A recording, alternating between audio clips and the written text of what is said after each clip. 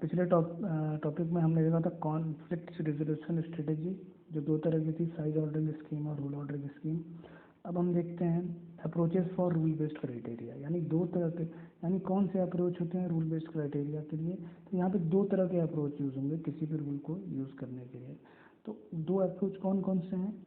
तो पहला अप्रोच है बेस्ड ऑन डायरेक्ट मेथड और दूसरा अप्रोच है आपका इनडायरेक्ट मेथड। तो क्या डिफरेंस होता है? जो डायरेक्ट मेथड होता है उसमें क्या होता है कि आपका जो करंट डेटा है, बेस्ड ऑन करंट डेटा हम लोग क्लासिफिकेशन करते हैं। हम ये नहीं देखते हैं कि इस डेटा का प्रीवियस हिस्ट्री क्या रही है, प्रीवियस पे नहीं डिपेंड करेगा, ये केवल करंट डेटा को देखेगा, उस हिसाब से क्लासिफिकेशन करेगा ट्रेनिंग एग्जाम्पल का। तो ये इसमें जो है बेस्ड ऑन डायरेक्ट मेथड, मतलब डायरेक्ट मेथड अप्रोच में हम जो एग्जांपल लेंगे वो लेंगे सीक्वेंशियल कवरिंग एल्गोरिथम का एग्जांपल। तो यहाँ देखिए, अच्छा, अब इनडायरेक्ट मेथड में क्या है? इनडायरेक्ट मेथड में जो है आपका डिसीजन ट्री आ जाएगा एग्जांपल में और न्यूरल नेटवर्क। तो यहाँ पे हम डिसीजन ट्री का एग्जांपल देखेंगे। पहले डायरेक्ट मेथड का एग्जांपल देखते हैं। डायरेक्ट मेथड के एग्जांपल में सीक्वेंशियल कवरिंग एल्गोरिथम दिया हुआ है। तो ये एल्गोरिथम होता क्या है? तो इसमें 4 स्टेप दिए हुए हैं। तो पहला स्टेप है रूल सेट, उसके बाद आपका करली ब्रैकेट बन रहा है, यानी कि आप एक रूल बना रहे हैं, एक रूल सेट कर रहे हैं अपने ट्रेनिंग डेटा के हिसाब से। कैसे कर रहे हैं? सेकंड लिखा है फॉर ईच क्लास सी, यानी किसी क्लास सी के लिए, यानी डेटा के लिए कोई क्लास सी आप बना रहे हैं, तो उस सी के लिए क्या करेंगे? जैसा मैं पहले बताया था, किसी भी क्लास को बनाने के लिए आप रूल का यूज़ करते हैं। तो आप क्या कर रहे हैं? रूल बना रहे हैं। इसमें देखिए for each class c do, आप रूल बनाएंगे। Rule equals to learn one rule D comma A T T comma C bracket close, यानी कि आप रूल बना रहे हैं क्लासिफिकेशन के लिए, जिसमें आप क्या कर रहे हैं? डेटा, मतलब किसके लिए? जो डेटा आपको, डी का मतलब डेटा है, जो ब्रैकेट में दिया हुआ है डी का मतलब डेटा है, उस डेटा के लिए जिसका क्लासिफिकेशन करना है, किसका यूज़ करके? उस डेटा का जो डेटा है, यानी कि ट्रेनिंग एग्जांपल जो डेटा है उसके एट्रीब्यूट का यूज़ करके, और किसके लिए? क्लासिफिकेशन सी के लिए। तो सेकंड स्टेप में क्या? फॉर ईच क्लास सी, यानी किसी भी क्लास सी को बनाने के लिए आप रूल बनाएंगे। रूल क्या होगा? लर्न वन रूल, एक रूल बनाएंगे लर्न करने के लिए, जिसमें ब्रैकेट में दिया हुआ है कि डी, मतलब जो आपको ट्रेनिंग एग्जांपल दिया है उसके हिसाब से, डी डेटा के हिसाब से एट्रीब्यूट का यूज़ करेंगे, उस डेटा में से एट्रीब्यूट का यूज़ करेंगे और क्लासिफिकेशन सी वहाँ पे हो जाएगा। तो उसके बाद क्या लिखा है? Remove tuples covered by rule from D.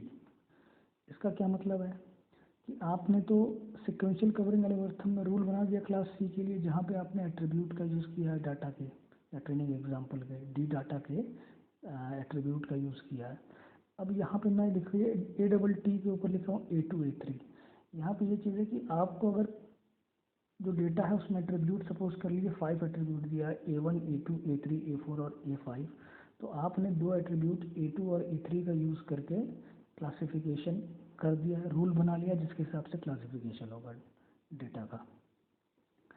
तो आपने क्या? Remove tuples covered by rule D from D, covered by rule from D, यानी कि अब आप क्या करेंगे? जो एट्रीब्यूट यूज़ हो चुका है डेटा का, यानी डेटा डी का ट्रेनिंग एग्जांपल का जो एट्रीब्यूट आपने यूज़ कर लिया, कौन सा एट्रीब्यूट यूज़ किया है? A2 और A3 का रूल बनाने के लिए, उन एट्रीब्यूट्स को आप रिमूव कर देंगे, तुरंत हटा दीजिए, क्योंकि उस एट्रीब्यूट का आप दोबारा आप यूज़ नहीं करेंगे अगले रूल को बनाने के लिए। तो यहाँ पे जो एट्रीब्यूट यूज़ होते जा रहे हैं उनको निकालते जाइएगा, और जो रिमेनिंग एट्रीब्यूट बचेंगे वो अगली बार यूज़ होंगे अगले रूल को बनाने के लिए, किसी क्लासिफिकेशन के लिए।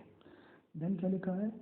ये मैं काटा हूँ, इस पर ध्यान नहीं दीजिए। नीचे लिखा है rule set equals to rule set plus rule, यानी कि आपने क्या किया है कि एक रूल बना लिया है नया, इक्वल्स टू क्या था? जो पहले रूल सेट था प्लस जो नया रूल बना है, उसके हिसाब से दोनों का कॉम्बिनेशन आपका नया रूल बन गया। नया रूल क्या बना है? जो आपने rule equals to learn one rule रखा है उसके हिसाब से नया रूल बना है, प्लस जो पिछला रूल था दोनों के कॉम्बिनेशन से नया रूल बन गया है।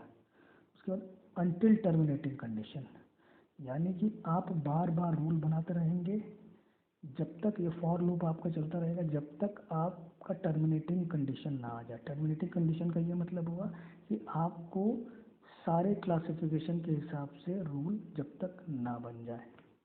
उसके बाद क्या थर्ड स्टेप, एंड फॉर, आपने फॉर लूप को एंड किया है, रिटर्न रूल सेट पे आप रिटर्न हो गए। ठीक है, तो ये आपका सिक्वेंशियल कवरिंग एल्गोरिथम हो गया, जो कि 4 स्टेप का है, बहुत बड़ा नहीं है। अच्छा, इसका डिसएडवांटेज क्या है? जैसा कि मैं पहले बताया था, इसका पहला डिसएडवांटेज ये था कि ये केवल करंट डेटा के हिसाब से क्लासिफिकेशन करता है। जैसा करंट डेटा आया है, उसकी हिस्ट्री या प्रीवियस हिस्ट्री से कोई मतलब नहीं रहता है। दूसरा डिसएडवांटेज क्या है? जो कि है it not satisfy the characteristic of rule classifier. यानी कि रूल क्लासीफायर के जो दो करेक्टरिस्टिक हमने पढ़ा था, म्यूचुअली एक्सक्लूसिव रूल और एग्जस्टिव रूल, ये दोनों ही करेक्टरिस्टिक्स को सेटिस्फाई नहीं करता है डायरेक्ट मेथड। और डायरेक्ट मेथड के एग्जांपल जो सिक्वेंशियल कवरिंग एल्गोरिथम दिया है वो, तो ये डिसएडवांटेज था। अब हम पढ़ेंगे इनडायरेक्ट मेथड। तो डायरेक्ट मेथड में हमने देखा था कि आप केवल current data, current training example के हिसाब से उनका क्लासिफिकेशन करते थे, बट इनडायरेक्ट मेथड में आप प्रीवियस डेटा की हिस्ट्री पे भी डिपेंड करेंगे। जैसा उनका आउटपुट आया था उसके हिसाब से आप उसका क्लासिफिकेशन करेंगे।